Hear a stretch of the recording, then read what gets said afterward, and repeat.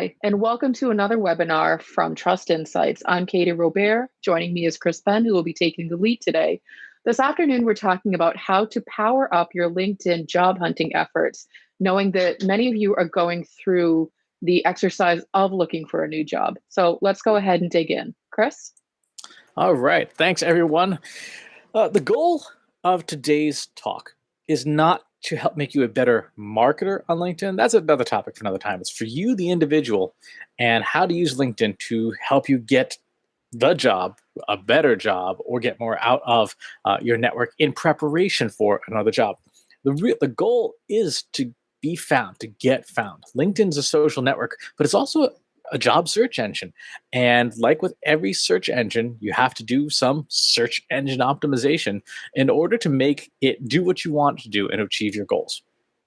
So let's talk about the challenges of LinkedIn and the obstacles that prevent you from getting found by recruiters, by managers, by employers. Four big ones up front, and we'll summarize these quickly. The hundreds of millions of people who are on LinkedIn, standing out in the crowd, adverse employment conditions right now as we record this in mid-2020, and artificial intelligence working against you. Well, let's dig in a little bit into each of these challenges. First, according to the most recent earnings report from Microsoft, which is the owner of LinkedIn, there's 690 million people on LinkedIn. That's a tremendous number of people, and you want to be found among those people. So there's a lot of searching that will have to happen in order for somebody to find you. Now, there are algorithms and tools that help recruiters find people within this huge pile, but just know that it's a big audience, right? Second, you have to stand out in the crowd. Even if LinkedIn was only 1 million people, that's still 999,999 people that are potentially competing for attention, and you need to separate yourselves from them. Nobody likes to see a LinkedIn profile with, the little gray cartoon character as the profile picture, and single job listings and no descriptions, and you're like, this profile is barely there. How do you stand out in a positive way on LinkedIn in order to be seen? Our third challenge is the employment environment itself. It almost goes without saying that the level of unemployment planet-wide, especially in the United States, but planet-wide, is at never-before-seen levels. When we look at the Federal Reserve Bank employment data for initial jobless claims, every measure of this indicator going back to the 1960s has never once topped 7 million as it had at the beginning of the COVID-19 pandemic. And so in addition to there being 690 million people on LinkedIn, and you need to stand out from all of them, you have to contend with the fact that there are millions of people looking for work.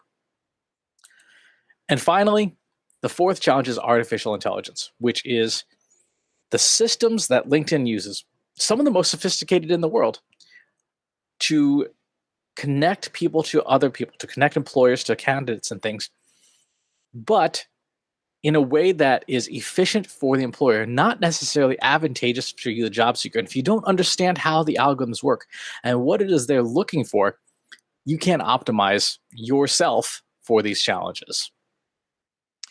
Katie, anything to add on the key challenges? LinkedIn is one of those odd social networks.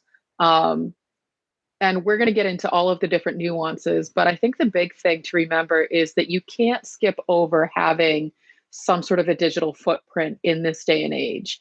Having just a paper resume, unfortunately, is not enough to make you a viable candidate. People want to know that you know how to use a computer, that you know how to use these social profiles. So that's really what this is for. It's really to help you get that competitive edge against, as Chris mentioned, all of the millions of people you are competing against that you didn't realize you were competing against. Okay. One of the things that we see people do the most wrong with is only using LinkedIn when they need it. This was a conversation that I was having with some friends of mine, and I asked, how do you use LinkedIn? Right? How did you learn to write your profile and customize it? Do you use it? And we ended with this by saying, so otherwise LinkedIn is not something you invest a lot of time in. And one of my friends said, no, not unless I'm looking for a job. And like every form of preparedness,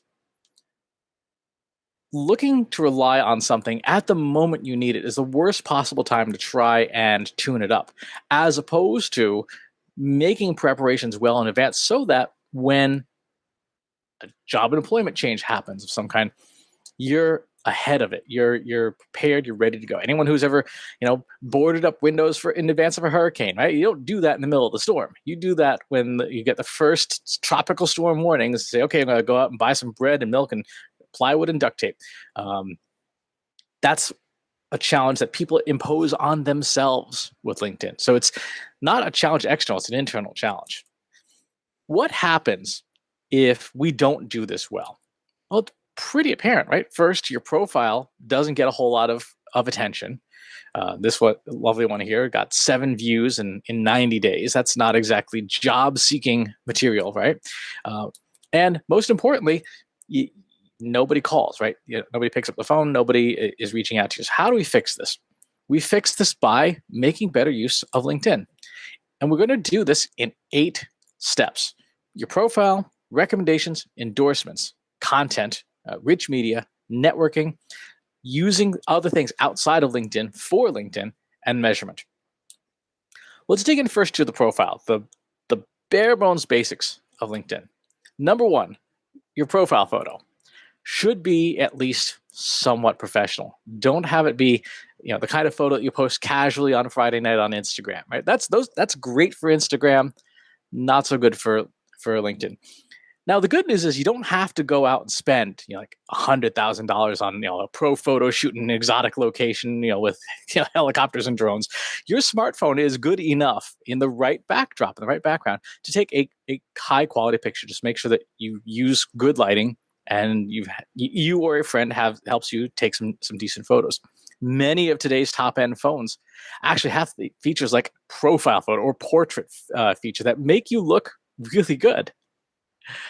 Um, I would add to that, it's also dependent on the industry that you're in. So, I've had a lot of friends in the graphic design industry or a lot of artistic friends, and having a self-drawn portrait is appropriate because it's reflective of that industry. A lot of people in the gaming industry use their avatars of themselves. So really be mindful of the kind of industry and the kind of job that you're after.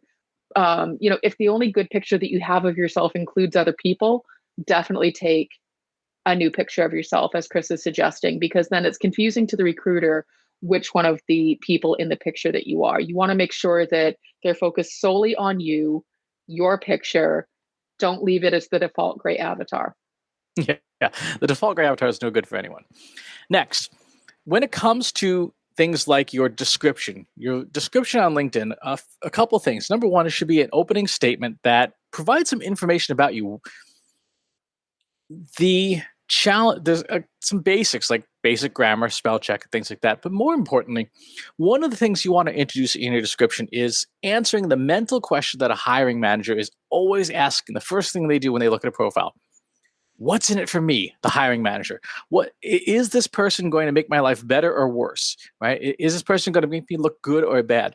And if you've got a super short, like blah description, it's not apparent that yes, you're here to, from the hiring manager's perspective, you're here to help this person do better work. So make sure that you invest some time detailing and writing about yourself, not from the perspective of how awesome I am, but from the perspective of here's how I'm going to help you. Here's how I'm going to help you become a rock star. If you're struggling with how to write about yourself, definitely ask someone that you trust, a friend. I know when I try to write profiles for myself, I always have to ask someone else to help me because writing about yourself is maybe one of the more difficult things to do. And there's also a lot of really good free tools like Grammarly and Microsoft Word and Google Docs all have spell and grammar check built in. So in this day and age, there's really no excuse to have those kinds of errors in your profile anymore. Next, when it comes to writing about the previous positions you've had, don't just put a short 1-sentence blurb about what you did, right? Honestly, nobody cares what you did. Everybody cares about what results you generated. So this example, led teams to drive media relations programs for B2B tech clients. Cool. How'd you do at it? Did you do a great job? Did you get amazing press? Did you win awards? Or did you just kind of sneak by in hidden meetings all day? Because you, right, that no one can tell. A hiring manager can't tell when they're looking at that. As opposed to if you write and you say, in the first 3 months, I exceeded my lead generation targets by 16x. A hiring manager's first instinct is, what if they could do that for me? That sounds pretty good. I'd like 16 times more leads. What's the secret there? So, really important. Take the time to document not just what you did, but the results you got. What you did is important to a degree for things like skills. Like, yes, I know this piece of software, but more important is what results did you get? Now, not everybody is going to have a 16x using proven, tested lead generation, et cetera, et cetera.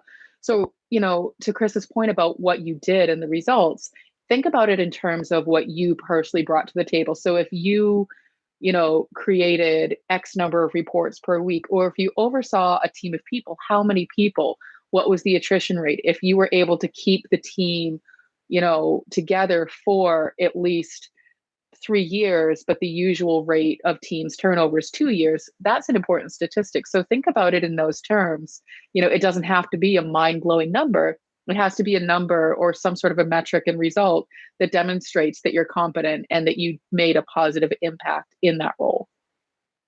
Next, for those who have them, uh, be sure you list things like honors and awards and publications and stuff that you've done that is in a way external acknowledgement of what kind of work you've had. If you have these sorts of credentials, make sure that you use LinkedIn's profile features to document them. And publications it doesn't just have to be like a really nice nicely bound book off the shelf that has a glossy cover and all that stuff. You don't need to have this level of stuff. It can be, I wrote some white papers, I wrote some webinars. As long as people were able to see your work and participate in it somehow or acknowledge it somehow, it belongs there. For honors and awards, as long as you can back up what you're saying, right? There's external evidence of it somewhere. Include everything from like big prestigious things like an IBM champion, which even comes with a little trophy, which is fun, or even things like, hey, somebody put me on this Twitter list of top 50 people in I don't know, media relations. That's okay. Those types of things are just as valid. What we're looking for here is, if you have it, validation from the outside, including things at your company, right? So if you won Employee of the Month, in the butcher department, 5 months in a row, that goes on your LinkedIn profile, right? If you are you got us like some cool spatula from Whole Foods Market, right? That goes on here. Katie, you got to talk about that one. I can talk. That is actually an award that my husband wins month over month. But it's an important thing because it's recognition of a job well done. And so even if you're just winning, least number of absences from work, or, most likely to be on time to a meeting, those are important things because they might sound silly. They might sound a little bit superlative, but those are the types of details that people want to know. Like, well, you won an award for it, so you must have done something right. So if you are the person who shows up to a meeting on time and prepared every single time, that makes you a standout candidate, because being late for a meeting is the worst.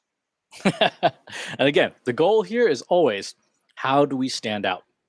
Which brings us to licensing and certifications. This is where all of those credentials that you earn belong. Now, for those of us who are marketers, which I'm assuming is most of us who are watching this, your marketing certifications go here. Your Google Analytics certification, your HubSpot inbound marketing certification, your Google Ads, your YouTube creator certification. If you take certificates from like IBM, they go here too. This is a section. So like honors and awards can be tricky because it relies on an external third party to acknowledge you, right? And we completely want to say you should never lie about anything, right? You should never just falsify things. You should always tell the truth. Licenses and certifications is completely under your control. You have the ability to go out and get these certifications, especially the free ones. It's just an investment of your time. So make sure that you're doing them, especially if you get to like a slow period at work, or you have some extra time off, and you don't want to binge watch the next season of Netflix on whatever it is that you're watching. invest the time in yourself to get these certifications because they teach you, they look good, and the LinkedIn actually allows you to link to those certifications so someone can externally see, this person actually did the thing. There's a lot of services that offer all different kinds of classes and certifications. It can be anything from conflict resolution to applied data science with R level two, to Microsoft Excel. As long as you're demonstrating that you are investing in yourself to continue to learn and continue to grow, that's what hiring managers are looking for. They might not necessarily need someone who is an enterprise design thinking practitioner, but they want to know that you are willing to learn something new, that you're willing to invest the time to be taught something. And stealth opportunity, if in your current employment you have the opportunity to take a certification course or some form of continuing education in your current position, absolutely should do it. Say yes. If it's offered, absolutely go and say yes to it. So that's the profile. You want to get the profile right first, because before you do anything else, you want to have a place that when somebody goes and looks at it, it looks good. It looks like, okay, this makes sense. This person is completely put together, and this person is set apart from the rest of the crowd. Things like those licenses and certifications, things like good job descriptions, things really do set you apart, because a lot of people, to the slide earlier, really don't invest any time in LinkedIn until after they're looking for work. And then, looking for work is a full-time career. Let's be honest. And tuning up your LinkedIn profile is not something that is high on people's list. If you invest the time now, you can do much better with it. So that brings us to the second step in our process, recommendations. The old way of doing recommendations was this lovely line at the end of a resume, references available upon request. This is lazy. This is just lazy, because there's better choices, right? Recommendations are those better choices. And the reason they're the better choice is because of the hiring manager. Don't make people think. A hiring manager is going to look at a resume or a LinkedIn profile for like 3 seconds, right? And in those 3 seconds, something has to stand out. If there's nothing that says, hey, this person is worth taking another look at, they move on. But if you have a pile of recommendations on your profile that clearly outline what other people think of you, and they took the time to do it, that really stands out. Here's a real simple example. My friend Melissa Case wrote out a whole bunch of stuff here. This is a couple of paragraphs of text, right? This is not something that she accidentally did. This is something that she took the time and effort to write. And so every single person ideally should have recommendations on their profile, right? This is what you want. You want this clearly not an accident endorsement of your qualifications. So how do you get this? Well, easy. You ask people for recommendations if they can offer credible actual recommendations. There are some folks who go around and say, hey, can you write me a recommendation on LinkedIn? And I always write back, I have never worked with this person once in my life. I have no idea who they are. And they never seem to accept those recommendations on their profiles. But make sure you ask. Now, challenge point, and this is true for a lot of folks early on in their career. What if they don't have anybody? Maybe this is their first job and it hasn't been a great one, right? The boss is a tyrannical maniac. I've never done that. What do you do then? There are sites like Volunteer Match that allow you to find local nonprofits to volunteer your skills. And in doing so, in working at in a volunteer opportunity, you get to work with people, perhaps at levels of responsibility higher than what you do right now. But crucially, you get those recommendations, right? That's essentially their payment is, hey, this person volunteered, they did the thing, and I'm happy to endorse them for their efforts on behalf of this. So if you have nothing and you can't ask for recommendations from the people you work with now, go to Volunteer Match and put some time in. I would add to that too. I think Volunteer Match is a really great opportunity to get some of that experience. But if you are, fresh out of college, maybe look at some of your professors and teaching assistants. They may be able to speak to what you brought to the table while you were in class during projects. Think about the other students that you did those projects with. Those are really great opportunities to say, hey, can you give me a recommendation? And don't be surprised if when you ask for a recommendation, they say, great, I'll write you one if you write me one. So just make sure that when you're asking, you're asking someone that you would also be comfortable writing a recommendation for, because 10 times out of 10, they are going to ask you for one as well. Bob was a jerk and didn't do any of the work on the class project together. I mean, that's a personal problem. It is. All right. Next up, endorsements. So endorsements, you've seen these on your LinkedIn profile, and they look pretty simple, right? It's just like a skill and a number, and those little tiny icons of people's faces next to them. And for the longest time, I thought that's the equivalent of a Facebook like, right? When somebody endorses you for digital marketing, it's like a little like button. Your cat could accidentally possibly do that, and I said, you know what? Don't bother with that. Well, I was wrong. And here's why I was wrong. When I started looking in at LinkedIn's enterprise software, LinkedIn's recruiter software uses data, takes data right out of LinkedIn profiles and puts it into a system. So when a recruiter says, I need 100 candidates to screen for digital marketing, they key in the geographic area, they key in the skills that they want, and then what happens? The software goes and looks at your profile and looks for all those endorsements and yanks them all in, right? And the more you have, the more consideration you're given in the back-end algorithm that pulls these resumes together. So if somebody pulls in this case, we're looking at mine here, if somebody pulls in for conference management, I'm not going to be as highly rated in that pool because I only have 31 endorsements for that. But if somebody pulls in for lead generation, 99 plus, my resume will probably come closer to the top in that pile. So with endorsements, yes, you do want them, but you want them for things you want to be found for. So again, with this example here, I should probably spend some time working on things like seminar speaker or conference speaking, right? Those are pretty far down as opposed to like PHP. And that's not really something I don't mind being found for it, but it's not something I'm investing time trying to be known for. So think about yourself. What do you want to be known for? Do you have endorsements on your LinkedIn profile for them?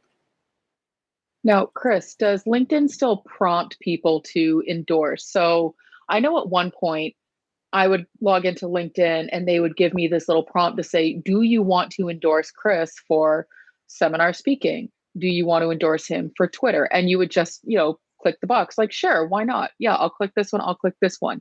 How does one go about getting those endorsements from other people? And is there a way to have that automatically prompt?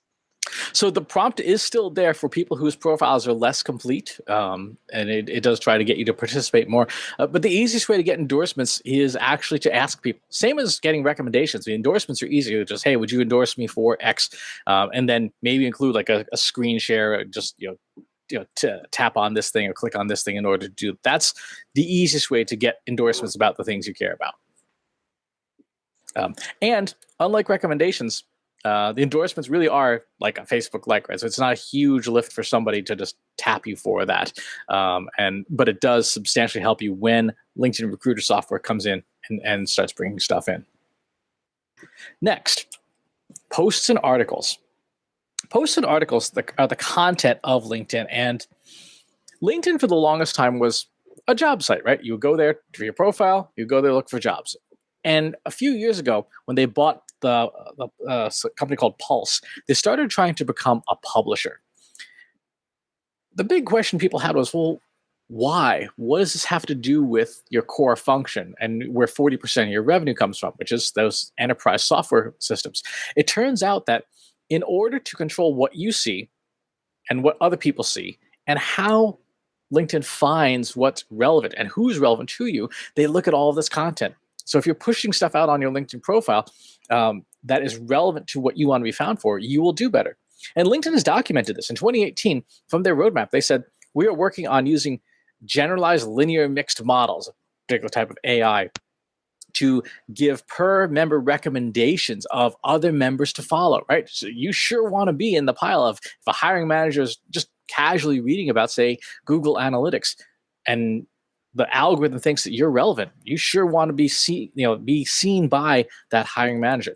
In that roadmap, they talked about the interest graph. So they have explicit declarations like endorsements, for example, recommendations, job titles, on what a member might find interesting, but they're now doing topic clustering. So if you are known for Google Analytics, chances are you're going to fall on the same topic as Google Data Studio and Google Tag Manager. And if someone, a hiring manager, is thinking about those things or searching for those things, you may come up for that. And third, this one was super interesting. LinkedIn said they are looking to figure out how to optimize LinkedIn, the LinkedIn experience for members who create high quality LinkedIn content on LinkedIn over time, aka publishing stuff on them. So, what does this mean for you? It means you need to be pushing out content on your LinkedIn profile, updates, LinkedIn the posts, pushing videos, all sorts of stuff, whatever content you can create that's relevant to what you want to be found for on LinkedIn on a regular and frequent basis. Now, how do we do this? There's a couple of really great simple tools out there that can give you a sense of the types of things you should be talking about. Here's one called Answer the Public. If you just go to answerthepublic.com. Let's say you want to be known for content marketing. You put in the word content marketing in this tool, and it gives you a list of questions that people commonly ask. How content marketing works, how content marketing drives sales, how content marketing helps SEO. You, as a LinkedIn member who wants to be found for content marketing, should be writing posts and notes and leaving comments on other content marketing blog posts and answering these questions in the articles you write yourself and you post on there. So again, you're telling the algorithm, hey, I know about this thing. And because, as LinkedIn said, they're looking at topic models, you can be creating lots and lots of stuff about content marketing and related terms like SEO, and you'll be seen as more relevant. Your stuff will show up as more relevant. Same is true for using keyword tools. This is Neil Patel's Uber Suggest. It's a free tool. It's not as good as like paid SEO tools, but for the price of $0, it's hard to argue with. Again, put in the term content marketing and you see some things that you might want to write about. Like, what does a content marketing manager do? Or what is the definition of content marketing? If you're in marketing, then you know about SEO. And so treat LinkedIn like its own little SEO ecosystem. Make sure that you have the appropriate keywords. Make sure you're covering the right topics. Make sure that things are formatted correctly. Assume that LinkedIn is its own search algorithm using the same kinds of SEO techniques that a Google search engine might use. So treat it the exact same way. It is exactly the same. In fact, on an episode of This Week in Machine Learning and AI, one of my favorite podcasts, they've had LinkedIn data scientists come on and talk about how the LinkedIn algorithm works. And they've set out right. We look at what's on your profile. We look at what's in the content you post. We look at what you comment about. And then we look at your first degree network, what's in their content, and look at who they're connected to. All this to establish the relevance of who is relevant and related to this thing. So you want to, like Katie said, think of LinkedIn as SEO for people, right? If Google is SEO for what, LinkedIn is SEO for who, and you want to be found for the who using the same techniques. Not the band, the who. Rich media is an important and rapidly growing part of LinkedIn. It is something that they have made a strategic priority over the last 2 years. And if you can be creating content on LinkedIn that is rich in nature, you can show it off on your profile. For example, if you have YouTube links of you speaking or teaching or doing something, anything that's interactive, you can put it on here. If you have PowerPoints and slides, whatever content you have that's non-text, it goes in your LinkedIn profile. You can either upload it as posts or put it on your profile. Really important tip with things like video and audio, make sure you include a closed captions file. Not only to help those who are hearing impaired, but as we just discussed, LinkedIn looks at the text that you load to the platform and uses that for its algorithms. The more text you give it for closed captions, the easier it is for the algorithm to understand what it is you're loading. And this is stuff that, again, everybody has access to. We're recording this webinar in the free version of Google Meet, right? And you can use Zoom to record video for yourself. Everybody and their cousin, since the pandemic started, has a Zoom account, so you can record up to 40 minutes of you talking about a topic. You can do YouTube, you can do Twitch, you can do any kind of streaming. All that is content that can go in your LinkedIn profile. And again, demonstrate that you know what you're talking about, that you have a useful, helpful point of view. Next, let's talk about networking. Networking is one of the things that people really struggle with on LinkedIn. And there's like two kinds of networkers, right? There is the digital equivalent of that person who's at, you're at a conference or an event, and the person as they're talking to is looking over your shoulders for the next person to talk to. You're like, okay, that person's kind of a jerk, and they're like flinging their business cards like Japanese throwing stars. Like, dude, slow your roll. And then there's the other networker who's like, I don't know what to do. Like, I'm like that at events. Like, I'm going to stand here and stare at all you people. I don't know what to do or how to engage with you.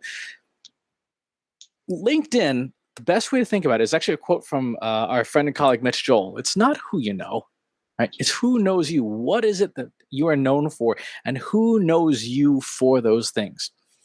And when you look at it through that lens, it's a lot easier to think about networking, because instead of having to go out and make small talk with people, which is uncomfortable, you can have a focus to your networking. And we do this in 4 years: being open, being a hub, being visible, and being active. First, being open. Being open means that you say yes more often than not to valid connection requests when people want to connect with you. So if you've just been on somebody's podcast, you may have like 5 or 6 requests saying, hey, I just heard you on Jay Bear's podcast. I connect with you on LinkedIn. I heard you on the Social Media Examiner podcast. And those are good connections to have, because somebody listened to you and they want to interact with you. Now, there are some people, don't want to connect with on LinkedIn, right? There are people who do what we call pitch slapping. The moment you connect with them, they immediately try to sell you something. Right? Like, that's not necessarily a connection that is going to be helpful to you. And you can tell who those people are. Either they've got a promotional note right up front, or they have sent you a connection request that is completely untargeted. So someone sent this one to me saying, hey, I see from your profile, it's within the e-commerce sector. Nope. I don't have the word e-commerce on my profile anywhere. Clearly, you're just sending out this mass garbage. It's not very helpful. So those are some of the people to avoid. Now, that said, you also don't want to give off those signals either. So one of the things that happens when you send someone else a connection request, it will give this default saying unless you customize it. And this one says, I want to add you to my professional network, right? That clearly shows you've put no effort into learning how LinkedIn works. So don't do that. Make sure you customize each request with a valid reason about why you want to connect with this person. You could say, hey, I heard you on the Trust Insights podcast. I'd love to talk to you. There are 2 considerations when it comes to accepting a connection requests on LinkedIn. Number one is you have a 30,000 connection limit, right? So you cannot have first-degree connections in excess of 30,000. So keep that in mind in case you do become very, very well connected. And 2, it's not for everybody, and it doesn't have to be. There's no wrong way to connect with others on LinkedIn. Kate, do you want to talk about that? Yeah, absolutely. I tend to be someone who has less connections. I personally am not super comfortable with networking in general. So there's a lot of other ways to network these days that don't involve you sitting down at a random lunch table at a conference and trying to make small talk with people. There are so many online communities.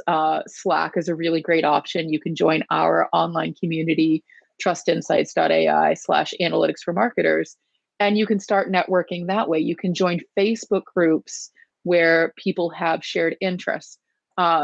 Social media in general is a really great way to start dipping your toes into networking. So you no longer have to be that person who comes up with your, quick 30-second elevator pitch about who you are, what you do. You can start to ease into it with just finding people who are interested in similar things that you're interested in, and do it in a more comfortable way. Again, I'm very introverted. I'm very uncomfortable with networking, and I've managed to get myself above 500 connections on LinkedIn, which is not substantial, but there are people that I know that I've met that aren't strangers to me, that I can then say, I know who each of these individuals are, and I know what we each mutually bring to the table. And, to be totally blunt and uncomfortably honest, depending on your ethnic background or your gender, some people in LinkedIn can be real jerks. Right? Some people can be real jerks and behave unprofessionally on a professional network, doing sending people dating requests and stuff. You are under absolutely no obligation to interact with people like that at all, and feel free to actually report them, because it's a violation of the terms of service. Well, again, it goes back to knowing your level of comfort, setting your boundaries, only do what you are comfortable with on your own social profile. Yep, it's your living room. You get to say who does what in it. Second, be a hub. So being a hub of your network means essentially integrating with who you already know. So with LinkedIn, one of the things you can do is you can connect to your existing email account and essentially upload your connections that you've made in other channels and see if you know them on LinkedIn and send them connection requests. This, by the way, is super helpful if you are about to leave a position of employment and your corporate work email is something that you're not allowed to take with you on as you start to wind down. You can connect your corporate email to your LinkedIn profile. Not your, it won't be your primary address, but just to say like, hey, these are all the people I've interacted with in my time here. Let's connect to them and make sure that we can stay in touch with them after you move along. You can also download that information as well from your LinkedIn profile to see who you know. Now, you don't get contact information this way, thank goodness, because it used to be a source of a huge amount of spam. But you can see essentially who you know in your profile and review it from time to time. Like, is this somebody? Hey, I haven't talked to this person forever. Maybe I should reach out to them to say, "How you doing? How's your sourdough starter?" Um, the third is being an actual hub of your network. As you're out there, if you are job hunting and you are seeing positions open that are not a good fit for you, but you know your network and you know the people in your network, refer people within your network with no expectation of getting anything out of it other than saying, hey, Katie, I saw there's a position for CEO open over here. Thought it might be a good fit for you. I just wanted to let you know that it exists. Call it whatever you want. The laws of attraction, givers gain, all these different like fancy personal networking terms. At the end of the day, you're essentially just helping people in your network without an expectation of getting anything back from them. But what inevitably happens is that people remember you. People are thankful to you for the opportunities you've brought them, and they in turn bring you opportunities. So do that as often as practical, especially if you're looking for work. Great opportunity. You have the time. Third, be visible. Right? Being visible on LinkedIn means being able to be seen. Right? And you can tell this when you look in your LinkedIn profile. You can see who's visited your profile. Right here, some folks have visited. Well, guess what? If you got a list of hiring managers or companies that you would like to work at, go visit their profiles. Do it often. Do it, on a regular, frequent basis, and you will show up in their view of this. Right? If you do that enough, and they're around, they're like, "Huh, I wonder who this person is." And if you then see them check you out, that's when you know that all that content effort that you've been putting in will pay off because they're going to check your profile and like, hey, this person wrote about content marketing. I'm hiring for a content marketing person, and maybe I should drop a line and say hello. I remember when I was first starting to work with you, Chris, I was looking at your profile to see how to structure a couple of different things, and you immediately messaged me, checking things out, eh? And I personally was very freaked out by that. Again, I've mentioned I'm very introverted, but I think that, people do pay attention to that. They want to know who's looking at their profile. And so, if you are applying for a position and you know the name of the hiring manager, it's not a bad idea to look at who they are on LinkedIn and who a few of the other people on the team are. And Yep. then they'll be like, oh, this person's doing their homework, which is exactly what you're doing. That is such a nice, step that you can take that's very easy to see what's the language that they're using, what are the types of things that they've accomplished, so that you can get an understanding of the expectations of what the job really does entail. Um, but don't stalk people. Like, don't straight up stalk them. That's probably not a great idea. If Chris visits my profile 5 times a day every single day, I would probably not want to hire him, because I would say, well, first of all, he's a little over eager and we might have to have a talk about boundaries. And then second, what are you trying to communicate to this person by constantly visiting their profile? What didn't you get the first time? Yep. And finally, be active. Be active on LinkedIn. Read other people's stuff, comment on it, like it, or what their versions of reactions are. Be in LinkedIn groups, and be in other groups too that allow you to interact with people and connect with them eventually on LinkedIn. So there are a couple of examples here. On the left, we have from the Marketing Over Coffee group, just answering questions. If I have the ability to answer somebody's question, I will, and give them some context. On the right, from a Facebook group, and we'll talk about this more in the next section on outside of LinkedIn. But when it comes to networking, as Katie mentioned earlier, don't limit yourself just to LinkedIn. There are places like Facebook groups, there are places like Slack communities and Discord communities where you can interact with other people. And if you have the ability to offer useful, helpful information, there's no better way to demonstrate your capabilities than by helping other people without an expectation in return. And I would say don't limit yourself to just those professional groups that you think you should be joining. Join groups that are of interest to you outside of work as well, because honestly, you never know where you're going to connect with someone, meet someone who you have similar interest to. And they say, oh, did you know that my company's actually hiring? And you'll say, that's amazing. I've always wanted to work with bikes 24/7. And it's one of those things, like, you just don't limit yourself to just, I have to be in a marketing analytics group. I have to be in a content marketing group. What are your other outside interests? So gone are the days of adding those lines into your resume at the bottom, like other interests and activities. Use that as an opportunity to make those connections and network, because it's going to be a much more comfortable way to do so. Exactly. Even even gaming. There are, depending on some of the games, you may be in a guild or a group where you never know who you're going to meet. I remember years ago there was a conversation with on 2011, 2012 saying, is World of Warcraft the new golf course? And a lot of folks who were junior executives at the time actually were making friends that way. So there are plenty of communities out there.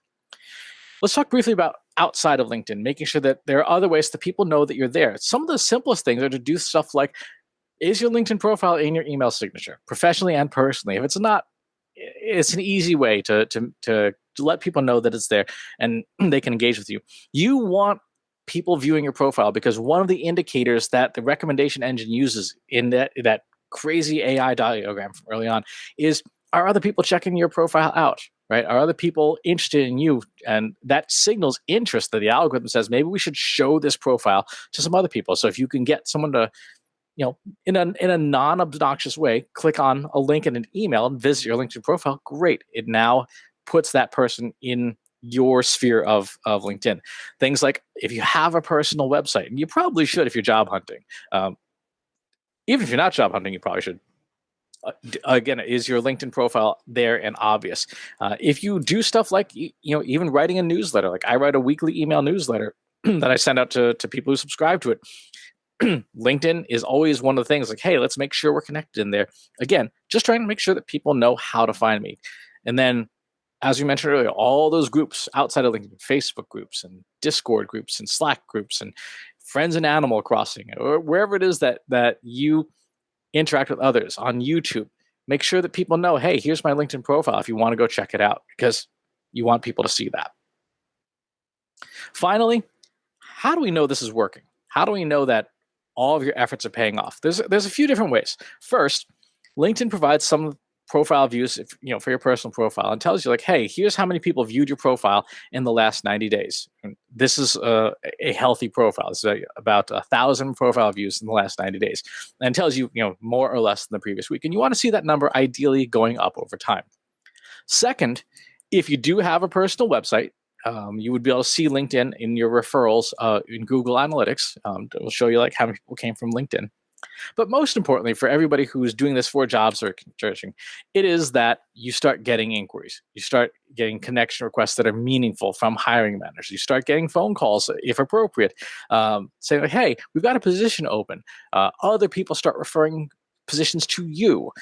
That's the benchmark that tells you that LinkedIn is working for you. The key thing, though, is, well, there's two key things. One, everything we've talked about thus far, you have to do, right? LinkedIn is not magic. It does not just do stuff automatically for you. You have to put the time and effort in.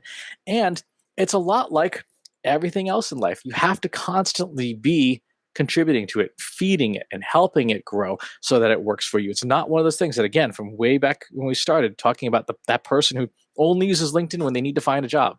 It's the worst time to do this. You should always be updating. Katie, actually, you want to talk about suspicious employers and always be updating?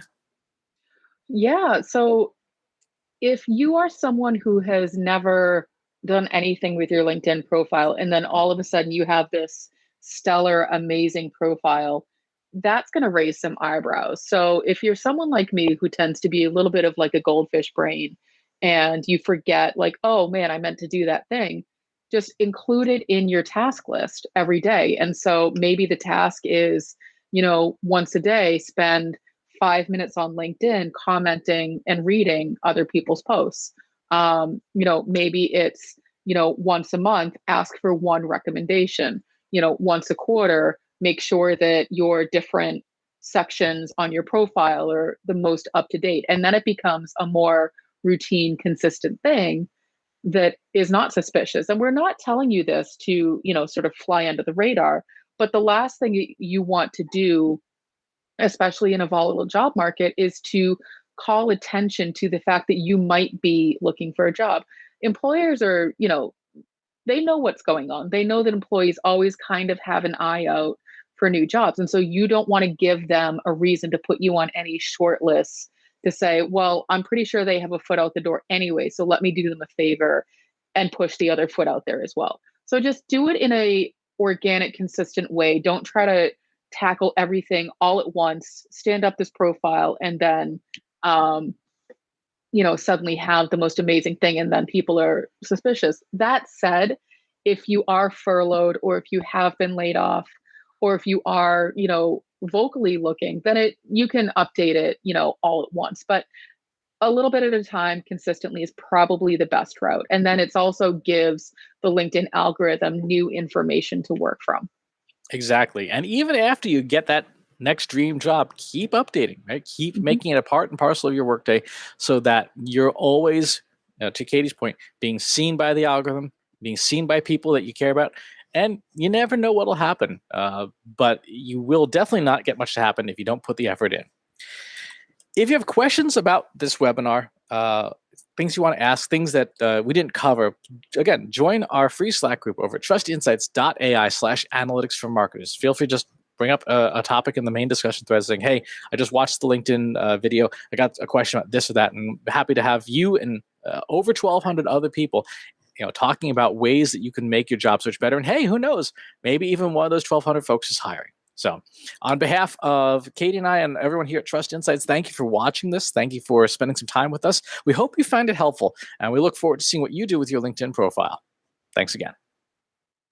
Want help solving your company's data analytics and digital marketing problems? Visit trustinsights.ai today and let us know how we can help you.